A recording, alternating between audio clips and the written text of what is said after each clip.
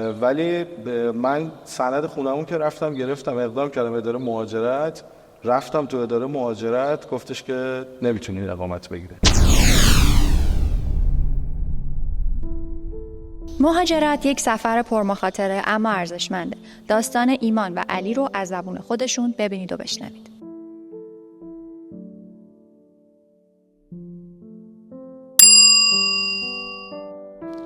استرالیا اقدام کردیم نشد، بعد کانادا، بعد ترکیه، بعد کشور بعدی. اگر میخوای تجربیات ما رو بعد از 4-5 تا تجربه موفق و ناموفق در رابطه مهاجرت بدونی، این برنامه رو حتما ببین و از دست نده. من علی هم خیلی خوشحالم که تو این برنامه شرکت میکنم. من ایمان هستم، خیلی خوشحالم که میخوام تو این برنامه باهاتون صحبت کنم. اگر میخواین داستان من و علی، دو تا باجناقی که توی قبرس زندگی میکنیم و تجربیات مهاجرتیمون رو بدونین، پیشنهاد میکنم که این اپیزود رو حتما ببینید. سلام، حالتون چطوره؟ خوبین؟ خیلی خوش اومدین به یه اپیزود دیگه از برنامه یک دم اینجا. امروز ما مهمون داریم، چه مهمونایی قراره کلی جنجال بپا کنه. بهتون قول میدم از اون اپیزودا بود که خیلی میگفتیم هیجانیه، این اپیزود هیجانی تر بشه. اینجوری قول دادن بهمون. خیلی خوشحالم که میبینم شما به همچنین. آقای ناظری، آقای عزتی، مرسی از دعوتتون. واقعا خوشحالیم که تو برنامه‌تون حضور داریم. در خدمتتون هستیم. متشکرم، مرسی. قبل از هر چیزی ممنون میشم اگر که این ویدیو رو میبینین و دوست دارین لایک کنین، سابسکرایب کنین که بشه یه حمایتی برای ما انرژی بگیریم که بتونیم از این برنامه بیشتر براتون درست کنیم. خب شروع کنیم؟ بله حتما. برای من بگین که آیا روزی که مهاجرت کردین و یادتون هست؟ آقای من بفرمایید. بگو شما چون اول اومدی. نه من هیچ شما بگو بعد من معرفی سرش میگم. من روزی که مهاجرت کردم خاطرم از کدومشون؟ چند تا مهاجرت کردین؟ بله. تقریبا 3 تا 4 تا کشور رو انتخاب کردیم، اقدام کردیم. اول استرالیا و خیلی خلاصه میگم حالا بیننده‌های عزیز برنامه‌تون حوصله‌شو سر نره، ولی قطعاً به ماجرا و این داستانایی که توی مهاجرت برای ما اتفاق افتاد خیلی فکر کنم هم جذاب میتونه باشه برای دوستان. پیشنهاد میکنم حتما تا آخرش ببینید. واقعا ما اول استرالیا اقدام کردیم با ایمان جان، حالا توضیح میدن چون ایمان 3 ماه رفت استرالیا، خواهرش اونجا زندگی میکرد. اومدیم رفتیم قرارداد بستیم، بعد خورد تو کرونا همه چی بسته شد. مثلا فکر کنم چقدر 1 سال 2 سال. آره آیلتس بخونه و نمیدونم مثلا خیلی دیگه خیلی پیش رفتیم دیگه. حتی رفتیم مدارکمون رو ترجمه کردیم، تاییدیای اونور استرالیا رو گرفتیم، ولی خب نشد، قسمت واقعا نبود. به نظرم یه بخشیش هم قسمت واقعا. حالا من چون استرالیا خواهرم زندگی که رفته بودم دیده بودم، دوست داشتم اونجا برم، ولی حالا به دلایلی، حالا فکر می‌کنم که از حوصله برنامه خارج بشه، ولی به دلایلی اصلا دیگه بعد از این اتفاقی که افتاد احساس کردیم که اصلا قسمتمون رفتن به استرالیا نیست و حالا با هم تصمیم گرفتیم که حالا اونجا رو کنسل بکنیم و فعلا بریم سراغ جاهای دیگه. هر که گذشت بعد فاصله تصمیم گرفتیم بریم کانادا. برای کانادا اقدام کردیم، همش هم حرفه‌ای اقدام کردیم، یعنی قرارداد بستیم، شرکت‌ها هزینه کردیم، قرارداد نمیدونم مدارک ترجمه کردیم. خورد تو این داستانش اینکه کانادا پرونده‌ها رو چند سال طول میداد بررسی کنه، همه مونده بودن پشت صف و اینا. حالا الان چقدر زود داره جواب و نشد حقیقتش. اونم به نظرم حالا یا قسمتمون نبود یا واقعا هر نمیدونم به خیرمون نبود، هر چیزی، حالا هر کسی به هر چیزی اعتقاد داره اسمشو میذاره. اونم با هم اقدام کردیم، مدارک دادیم، اصلا خیلی سنگین پروژه نوشتیم، نمیدونم آیلتس رفتیم امتحان دادیم، همه این کارا، و اون هم دیگه بی خیالشون به اجازه رسید که واقعا بی خیال شده دیگه. اینقدر زمان خورد بهش، سختی خورد و اینها، تا اینکه من 2 تا از دوستام اومده بودن ازمیر زندگی کردن. من خیلی دوست داشتم برم ترکیه زندگی کنم و اینها، خیلی اصرار داشتن که آقا بیا یه بار ببین اینجا رو. من با همسرم و دخترم رفتیم. اینو اصلا اشاره کردین، ببخشین توی کلامتون یه پرانتز باز کنم، نسبتتون هم با هم توضیح بدین. ما نسبت دوری داریم با جناب. خیلی استثنا فامیل شد. راست میگن با جناب فامیل. استثنا نیستری. فامیل شد. آره استثنا فامیل شد. 10 سال 11 سال الان ما مطلقیم ما هم. و که خدا رو شکر من که خیلی خوشحالم چون ما یه شخصیتی داره از لحاظ کاراکتری، خیلی من ای پر جنب و جوش هم و اینا، ایمان خیلی صبور و یه ذره همدیگه رو کاور میکنه. عرضم به خدمتتون که خلاصه رفتیم ازمیر رو دیدیم. من خوشم اومد حقیقتش از لول محیط همه اینها برگشتم فکر کنم 1.5 ماه 2 ماه بعدش 2 ماه. تو این 2 ماه تمام خونه زندگی رو جمع کردیم، وسایل فروختیم. من رفتم 15 روز جلوتر ازمیر خونه خریدم. خیلی سریع دارم عملا میگم، اون اتفاقات خیلی حالا لابلا شما هر سوالی دارین. خونه خریدم، بعد 15 روز بعد بچه‌ها اومدن، کیمیا و نیلیا اومدن و آروم آروم دیگه زندگی رو اونجا تشکیل دادیم تا اینکه بچه‌ها اومدن. بخوای لابلا بگو دیگه تیکه‌هاشو دیگه. شما اومدین پیش ما.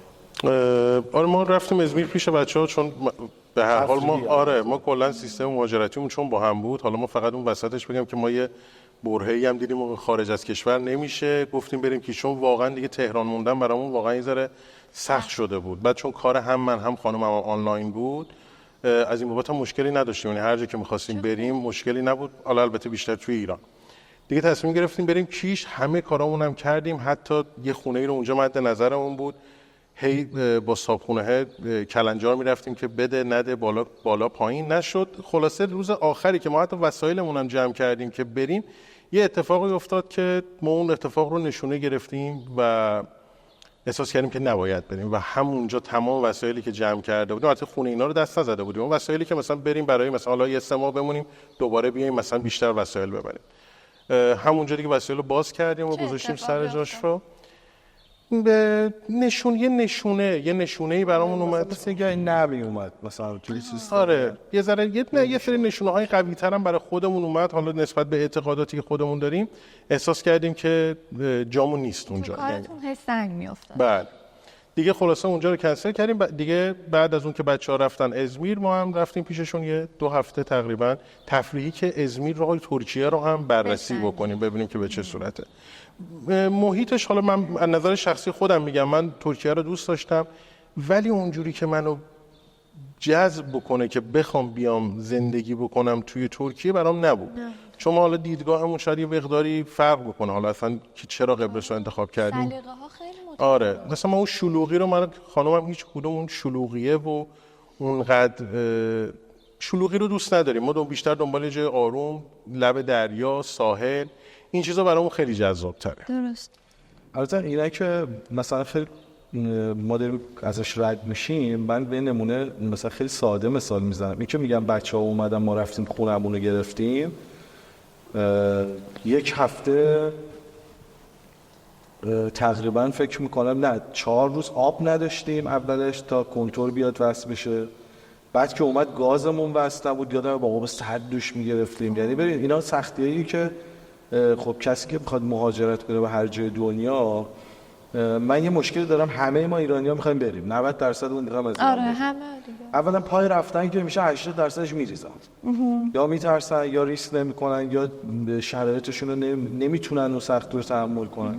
به نظرم از اون 20% که حالا اگه 100% بخوایم بگیرین، اون 20% هم که میان یه سریاشون تحقیق نکرده از اون احساس تصمیم میگیرن و میان میگن وای ایران خودمون خیلی بهتر بود، چرا ما اومدیم، چرا شکست میخورن، شرایط ما ایران اینجوری بود اینجوری شده الان اومدیم اینجا.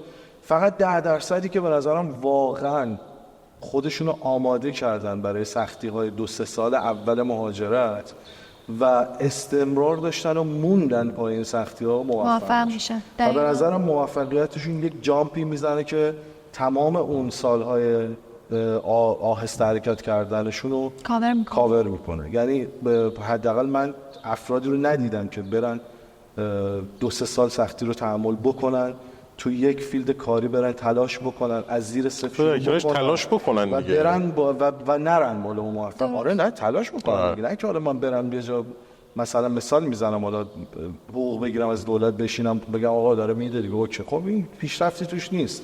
ممکنه زندگی بچرخه ولی باید ببینید خواستت چیه. میخوام این مثال زدم که آب نداشتیم، گاز نداشتیم. خب من با زن و بچه حتی بودم، از تو خونه 3 خوابه تو ایران رفته بودم توی خونه 1 خوابه، ولی همش به هوای این که خب میدونستم من سال بعد خودم رو توی پله بالاتر خواهم دید، براش میخوام تلاش کنم همه مسیر سبزی اتفاق بیفته. بچه که اومدن خیلی خوش گذشت. ما یه دفعه ایمان قبل اینکه بیان شبش گفتن ایمان یه تور خوب کوچادسیه بگیرم بریم سورپرایز کنیم بچه‌ها رو. یعنی مسافرت تو مسافرت اومدن فکر کنم 2 روز بعد آره دیگه 2 روز فصل بعد برداشت. رفتیم پیشاردستی 3-4 روزه انقدر خوش گذشت اونجا، یه 2-3 روزم تمدید کردیم. بعد حالت مسافرتی هم شد، با مترو رفتیم از ازمیر استان اون شهر مولا، از اونجا رفتیم کوشاردستی. اینا خیلی بامزه بود سفره و خیلی به خود من ما نزدیک 6-7 ماه توی ازمیر زندگی کردم و واقعا تنها مسافرتی بود که رفتم اونجا، انقدر درگیر بودیم و همه چی تا اینجا شاید سختیاش گل و بلبله. 6-7 ماه تو ازمیر زندگی کردین، 6-7 ماه خودش تازه یه تایمی که آدم آروم آروم جا میفته تو اون کشور. حالا همین رو میخوام بگم که برای دوستایی که تا اینجا دیدن شاید تا اینجا یه ذره نرماله، ولی من سند خونمون که رفتم گرفتم، اقدام کردم اداره مهاجرت، رفتم تو اداره مهاجرت، گفتش که نمیتونین اقامت بگیره. چرا؟ گفتیم چرا؟ گفت دیروز یه قانون اومده که بالای $75,000 باید خونتون باشه. شما خوردین؟ گفتیم دیروز. ولی واقعا مثلا 26م سند زده بود، 25م این قانون اومده بود. و این قانون $75,000 $75,000 نبود، یه خط نوشته بودن تو سیستمشون.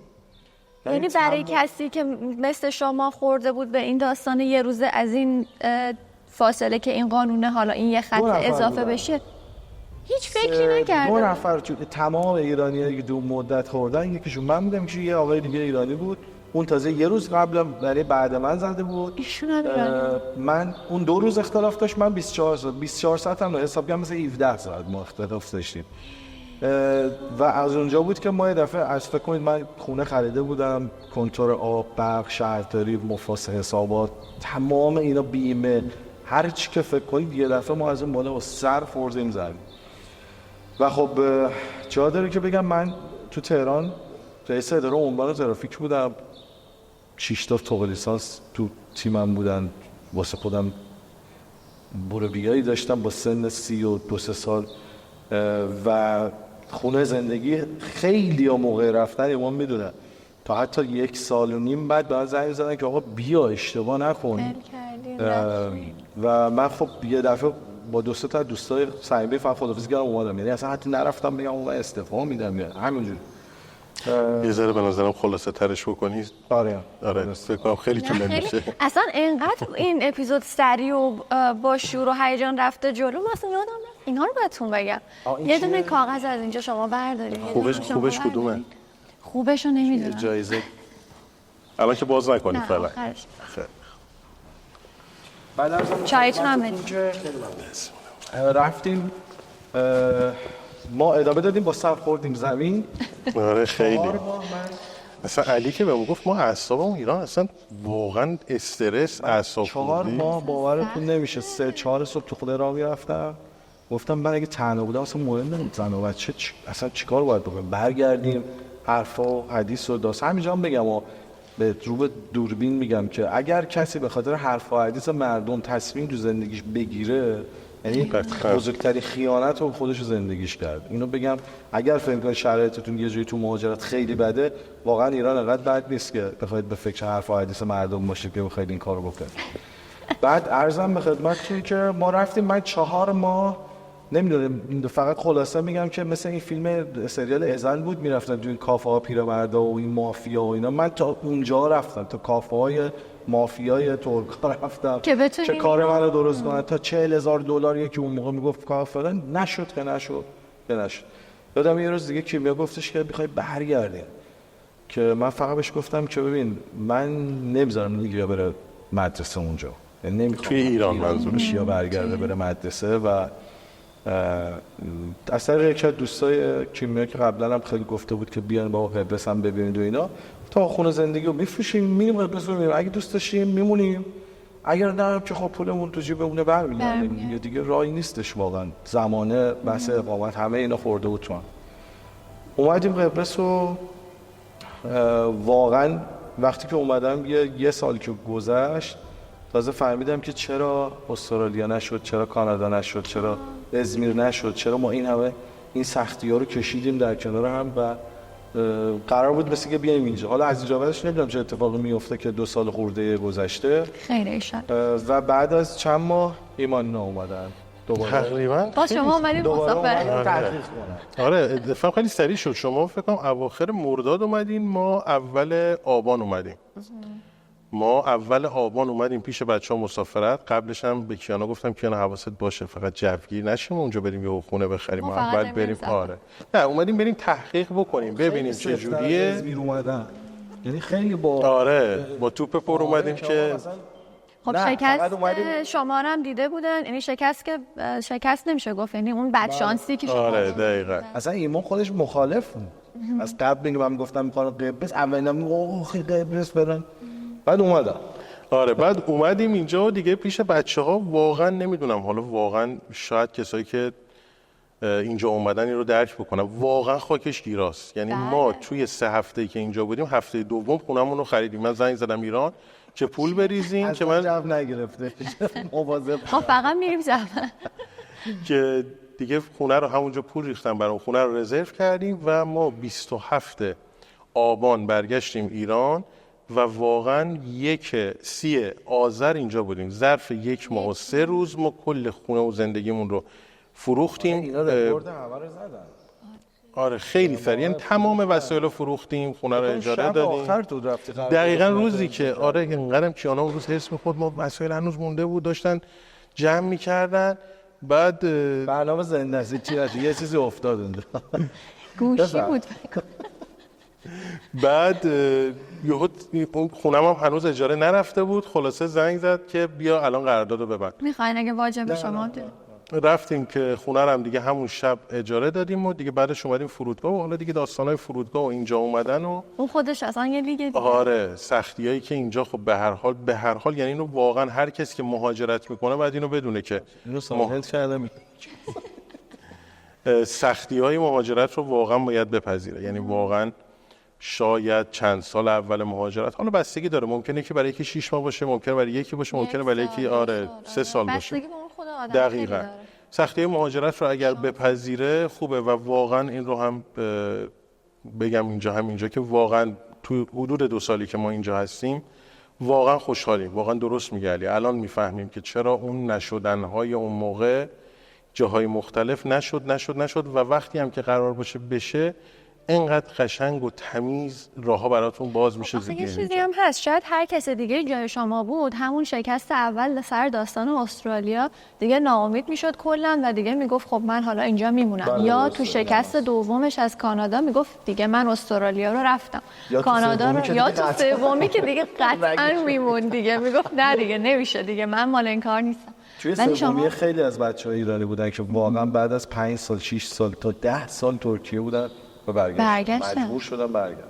ولی شما کم نیاوردین و تا آخرین لحظه واسه جنگیدین. این خیلی ارزشه. و واقعا الان میفهمیم که اون جنگیدنه ارزشش رو داشت. یعنی من الان مثلا بخوام از شما بپرسم که رمز موفقیتتون چی بود، واقعا به نظرم مشخصه. استمراره. آره واقعا اون استمرار تو تلاش رو بخوام بگم نقطه ضعفتون چی بود، واقعا نقطه ضعف نداشتین شما همه. نه قطعا که نقطه ضعف‌هایی بوده، قطعا نبوده. به هر حال همه ما آدمی اشتباهات خودمون رو هم داریم، ولی خب خدا هم کمکمون کرد که حالا الان اینجا در خدمت شما باشیم. خیلی عالیه، خیلی قشنگ بود، داستان جالبی بود. سلامت باشید. و اینکه امیدوارم که هر جای این کره خاکی که هستین موفق باشین همیشه در کنار خانواده. حالا یه سوال ما از همه میپرسیم، اینو بعد از شما بپرسیم، اگه نپرسیم نمیشه. شما الان بعد از گذشته این همه مدت که مهاجرت‌های مختلف داشتین به کشورهای مختلف، خب چند سال حالا تجربه زندگی بیرون از ایران رو داشتین و اینها، به نظر شما الان شما خونتون کجاست؟ به کجا میگین خونه؟ کجا به شما حس خونه میده؟ ایرانه یا جایی که زندگی میکنید؟ یا این حس رو توی کشور قبلی که زندگی کردین، مثلا استرالیا، ترکیه؟ ببین من تو ذهن خودم همیشه این رو 2 تا بخش میکنم. یه بخشی رو بهش میگم وطن که اون هیچ وقت تغییر نمیکنه و همیشه ایرانه. درست. و واقعا هم دوستش دارم. یه بخش دومیش میشه خونه. خب خونه من الان اینجاست، من دارم اینجا زندگی میکنم، دارم از امکانات اینجا استفاده میکنم، آرامش اینجا، امنیت اینجا، همینا رو انقدر دوست دارم که اینجا خونم. با قسمت اولش محافظه کارانه شما نه با قسمت اولش که فکر نمی‌کنم هیچ کسی اصلا وطنش رو بتونه اصلا تغییر ناپذیر نمیشه واقعا. ایران که بله. من قبل از اینکه نیلیا بچه‌ام به دنیا بیاد و در دوران مجردیم خیلی موقعیت داشتم. من تا دانشجوی معماری هند شدم، پذیرش گرفتم، 2 قیس ما بودم، کیش 1.5 سال با کیمیا خانواده‌ام زندگی کردم. ما کلا کتاب بنویسین شما.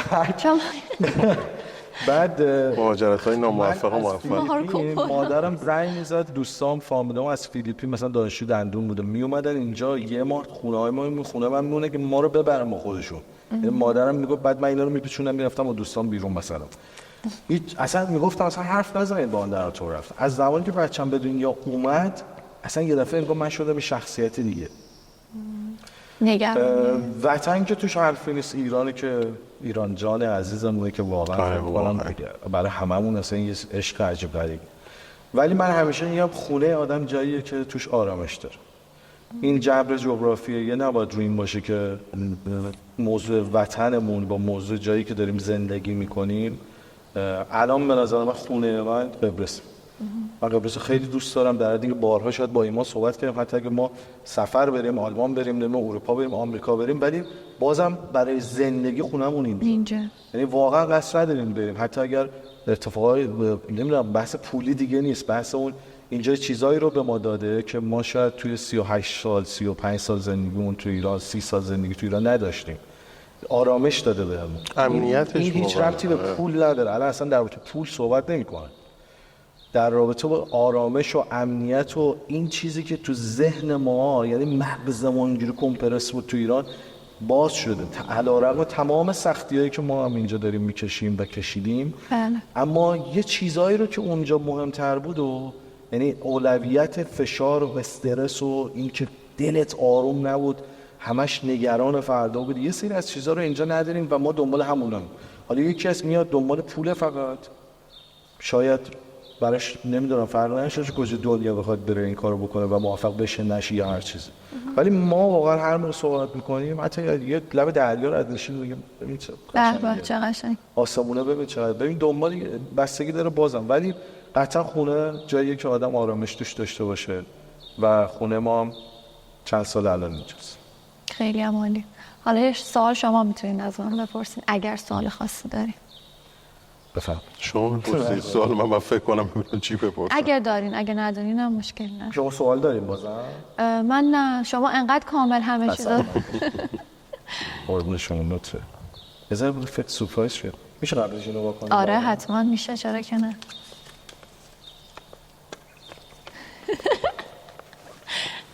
من تکراری خوبه. چیه؟ هر سوالی دوست داری تو از من بپرس. این افتاد. یه سوال دارم. خب من که این سوالو دارم. یه سوال میتونم از شما اصلا آلردی داشتین.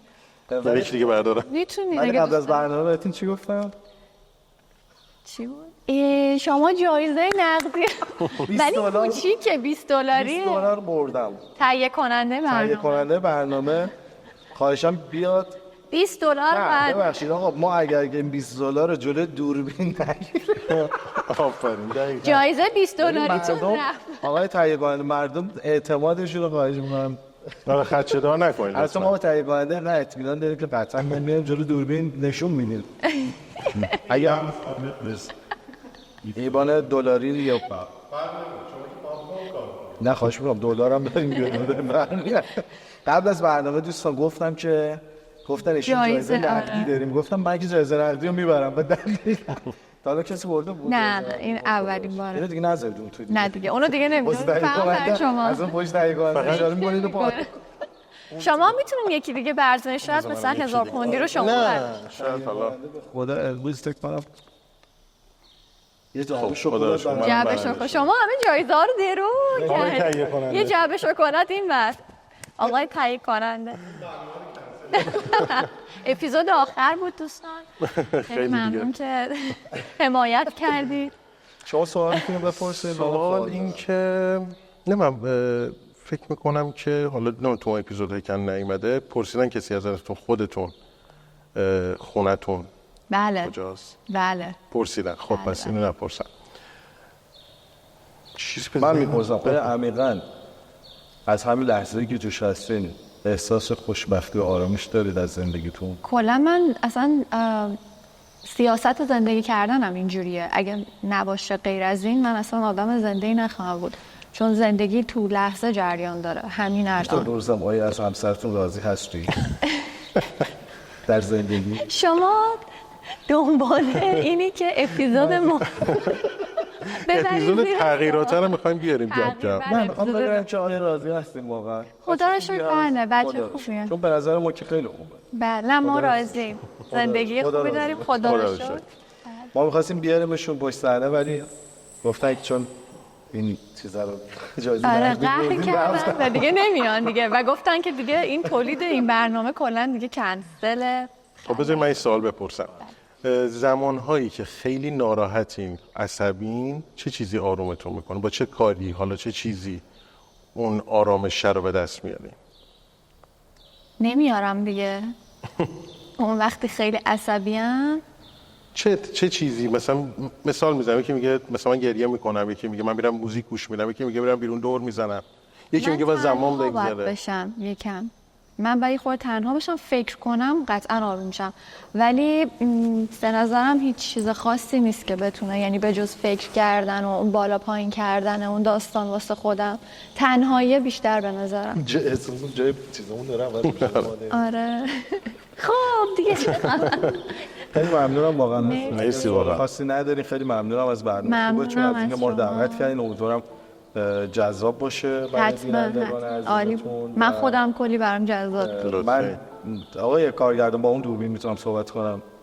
مرسی که تا این لحظه ما رو دیدین. لطفاً یادتون نره سابسکرایب کنید برای اینکه ویدیوهای بیشتر ببینید از این کانال و حمایت خفن، چون خیلی اپیزودهای جذابتری در راه هستش و مطمئنم میتره کنم. مهمون مورد علاقه من. سلامت باشید. شما من هم ممنونم از دعوتتون. خیلی خوشحالیم که توی برنامه‌تون بودیم. امیدواریم که صحبتایی که کردیم برای دوستانی که حالا قصد مهاجرت دارن، راجع به قبرس میخوان بدونن، مفید بوده باشه. هر سوالی هم که به نظر من دوست دارین که سری بعد خانم کیمیا از مهمونای برنامه بپرسه، همینجا توی کامنت بنویسین. اگرم خیلی دوست داشتیم ما رو دوباره در اپیزود قسمت 2 بریم با جناب ها 2 حتما توی کامنت بنویسین که ما درخواست اپیزود ویژه باجان آقا. چون ما داستان‌ها زیاد داریم. آره خیلی اصلا نگفته از این هفته آخر گوشیشو زدن از لای انقدر پنجره، نمیدونم هنوز تو ذهنش. ها شما جایزه $1000 کشیده بودین حداقل. واقعا $1000 هست؟ بله هست. خب چرا این کارو می‌کنید؟ دیگه تهیه کنم. با تهیه کننده مشکل. ولی اون $20 که شما گرفتین واقعا حلاش تبلیغات هم کردین. خب من عاشق $20 ام. 2 تا $10 میخوان یا 4 تا $5؟ یه $20. یه $20. قبول. تهیه کننده. رئیس هم امروز رفته بالا های تهیه کننده. بازم مرسی. مرسی واقعا. متشکرم. امیدوارم لذت برده باشید. سلامت باشید. دخترم خدافظی این اپیزود با تو. بای بای. اگر وطنت و همه چیزایی که دوست داشتی و گذاشتی و رفتی، مهم نیست کجا و چند وقته که رفتی. اینو بدون که تو از پس هر کاری تو این دنیا برمیای. چون گذاشتن کل زندگی توی چمدون کوچیک و بردنش به جای دیگه به نظرم شجاعانه ترین کاریه که یه نفر میتونه انجام بده.